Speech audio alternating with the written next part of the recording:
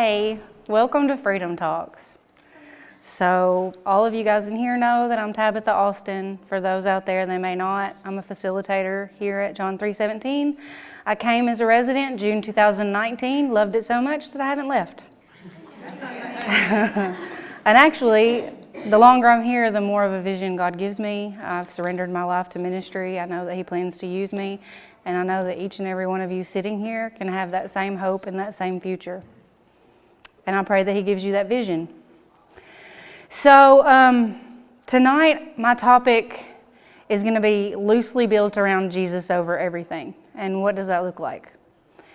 What does Jesus over everything look like? When you first get here, you may not even really know what this Jesus thing is all about. You might not have a relationship with Him. You may not. And when you graduate and you've been out for a while and everything looks good on the outside, what does it mean then? I want to be totally transparent and honest here and say that the enemy didn't want me here today. Ever since we've known that I was going to be doing this tonight, it has been one attack after another. And I recently, this past weekend, went back home to have a dinner with my mom and had to be around my grown, drug-addicted son. And I can just tell you the truth that if I still lived out there with him, there's no way I'd still be sober.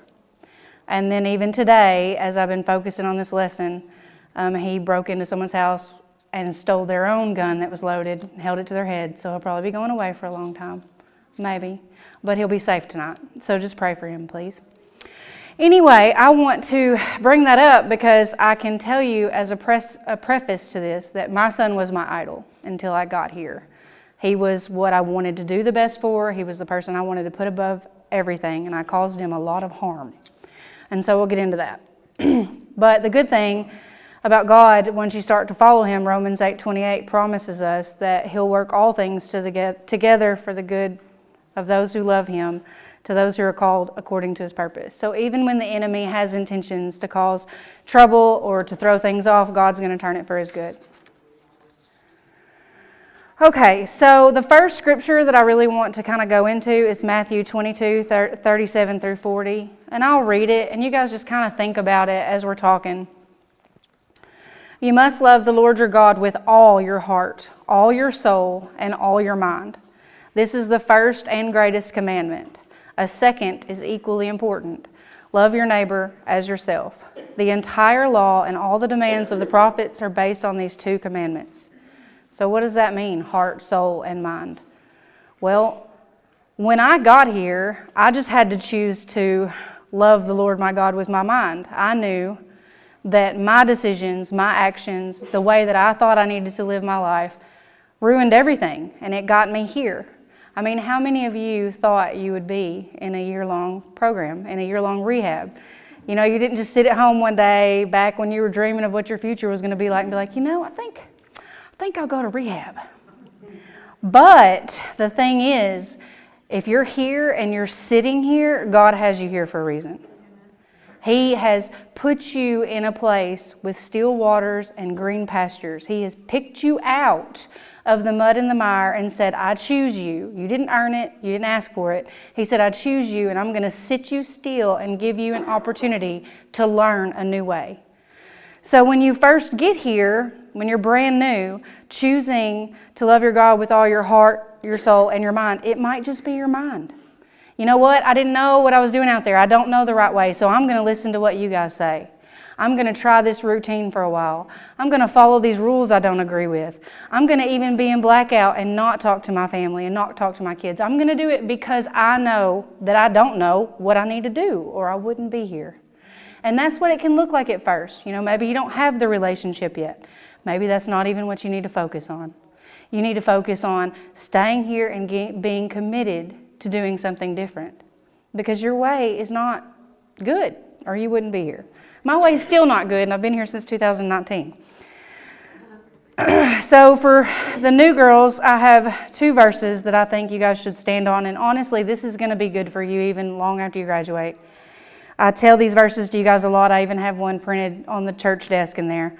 But Jeremiah 29:11, for I know the plans that I have for you, declares the Lord, plans to prosper you and not to harm you, plans to give you a hope and a future. Choosing Jesus over everything will hurt you, but it will not harm you. I'm going to define that for you. Harm can be defined as actual or potential ill effect or danger. You have no harm in Jesus at all, because even if you die, you're going to go to heaven. So there's no harm in that. Hurt, however, is mental pain or distress. I know that for me, and even now I'm realizing this more, as an addict, I wanted to avoid hurt at all costs. I grew up that way. If it was going to cause me mental pain or distress, I didn't want it. Anything to not feel the hurt. Let me eat a piece of cake instead of dealing with this stress. Let me go get high. Let me deal with the stress of life by not dealing with it. It didn't hurt. You put it off. Everybody in here has been high at one point. It didn't hurt, did it? But it harmed, and it harms more than just you. So a good analogy that I read recently that helped me understand it is when you go to a dentist and he pulls your tooth, it hurts, but the dentist doesn't harm you. However, the sugar you ate that led to the tooth decay, it didn't hurt. It was really delicious, but it harmed you. And I want you guys to think about that comparison on your day-to-day in here. Because there's going to be days you're going to think, I can't take this. This is too bad. And you got to ask yourself, is this hurting me or is this harming me? I can promise that if you're here, it's not harming you. It's going to hurt, though. You've been running from hurt your whole life. And I think that's why we like immediate gratification, because we don't want the hurt. Well, full transparency here, as a mother, I passed that down to my son. I didn't want to hurt him, but I harmed him. And there are consequences to this day for my sin. I wasn't arrested. I didn't get in trouble. But there are consequences that I have to face, and you will too. And you've got to be ready.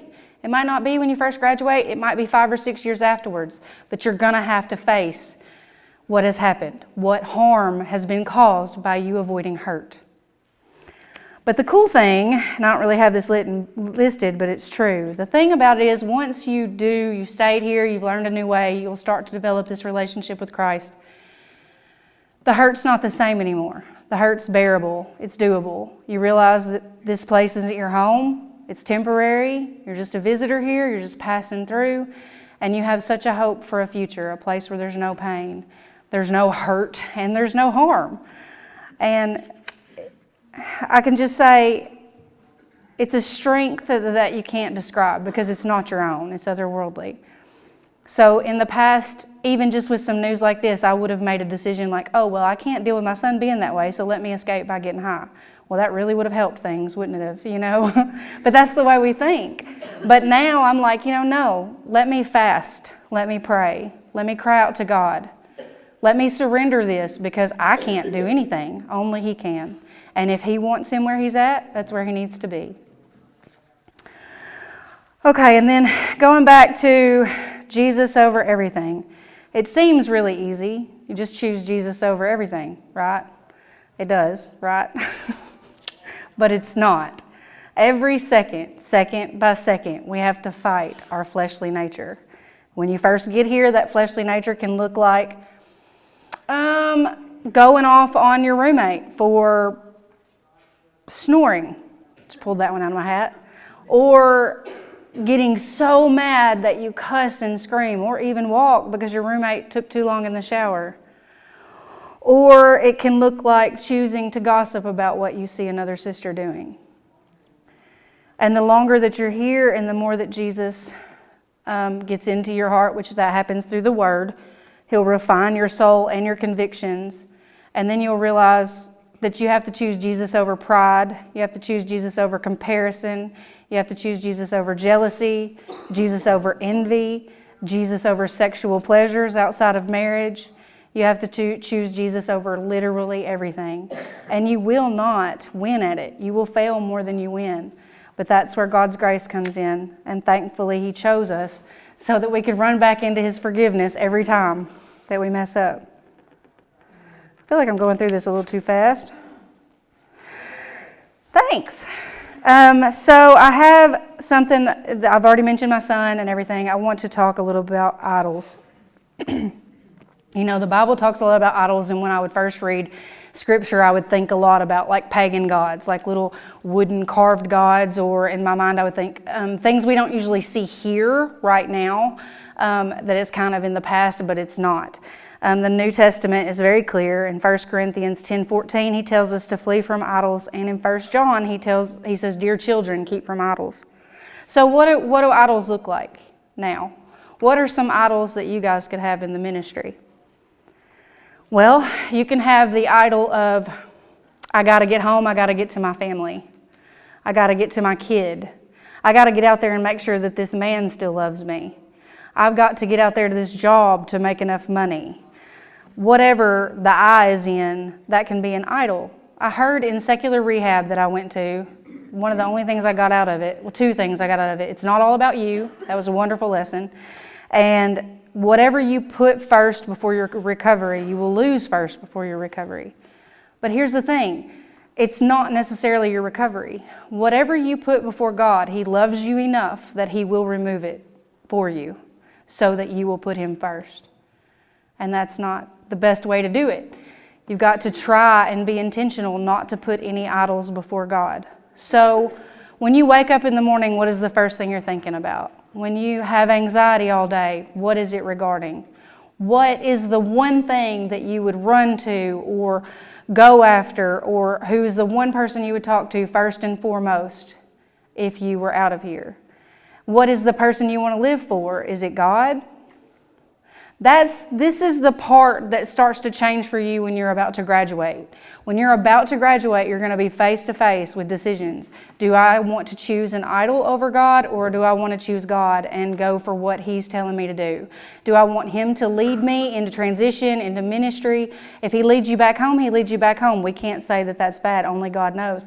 But are you choosing your after plan? Are you choosing your future based on Jesus and what you need to do to further His kingdom, or are you choosing it on your own comfort? One is going to lead you to relapse, one is not. And that relapse is going to can potentially cause so much harm, more harm than you've done already to yourself and to the ones you love.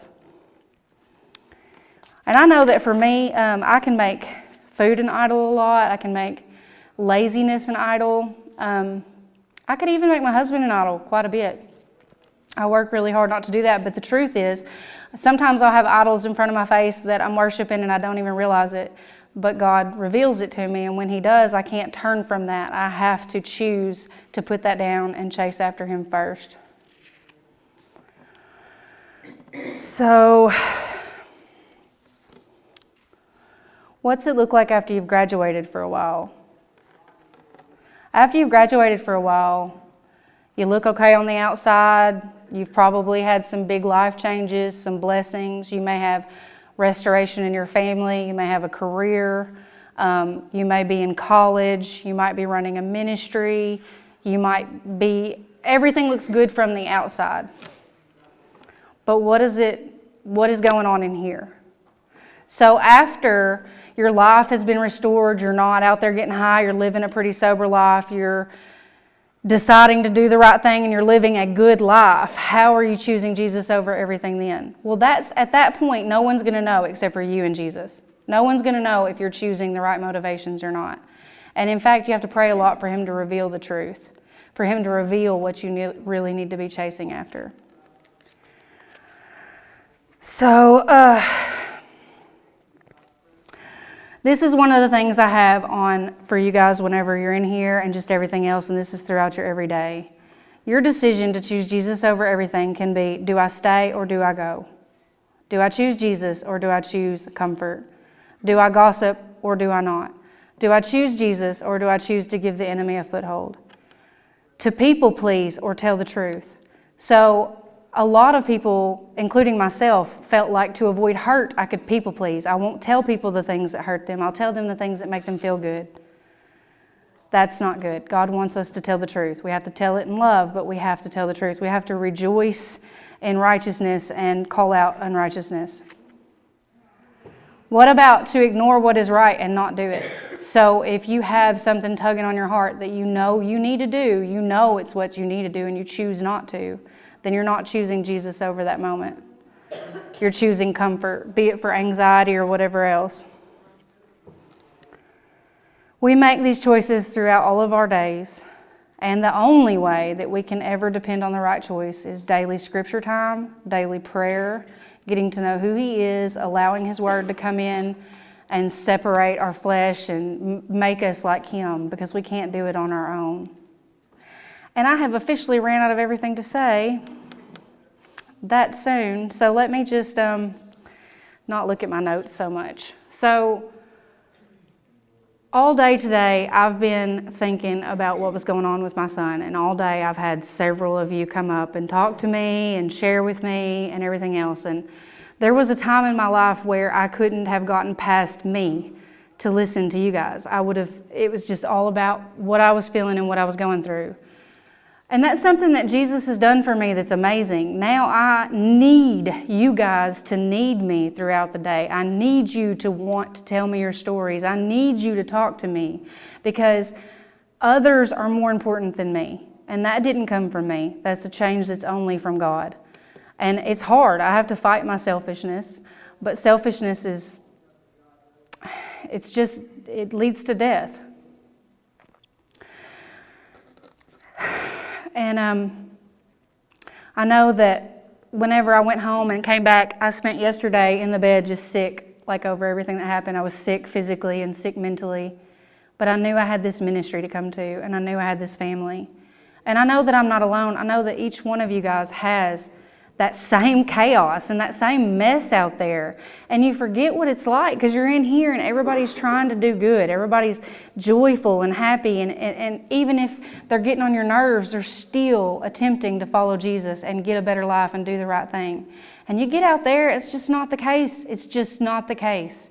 Before you even realize it, you're involved in the chaos, in the darkness, in the fear, and just in all of it. And I am so thankful to God that I don't recognize that anymore.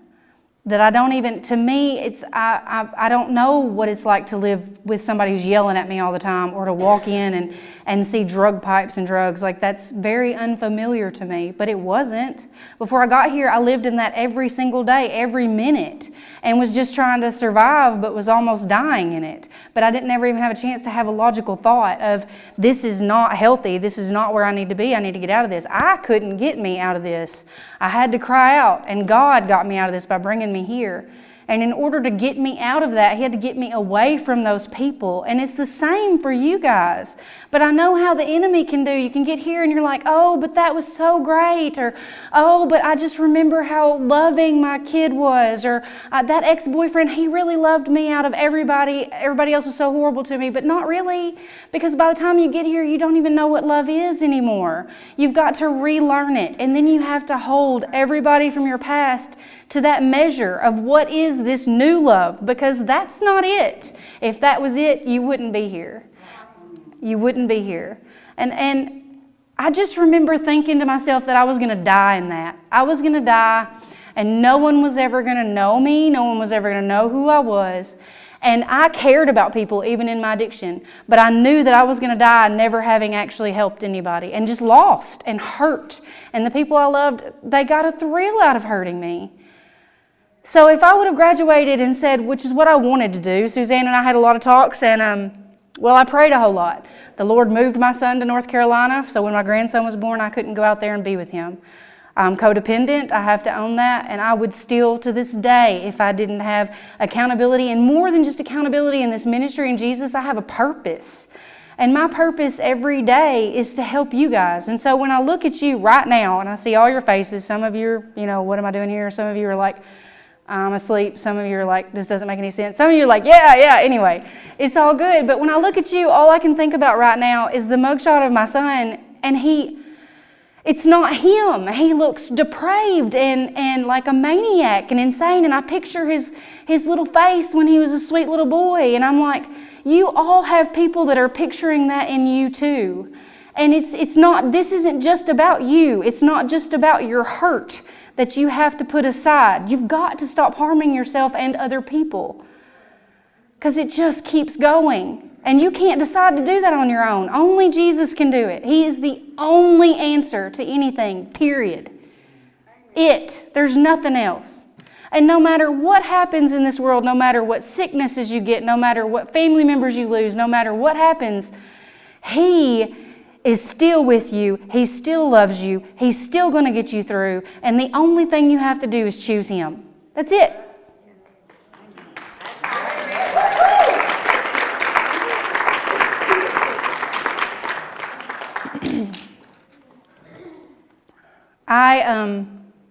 I get my hope in Jesus, and I've been saying for a while, even if he doesn't restore my son from addiction, even though he isn't healing my mom who's terminal, I will still praise him anyway. Amen. And when I first got here, that was not a statement that I knew how to make.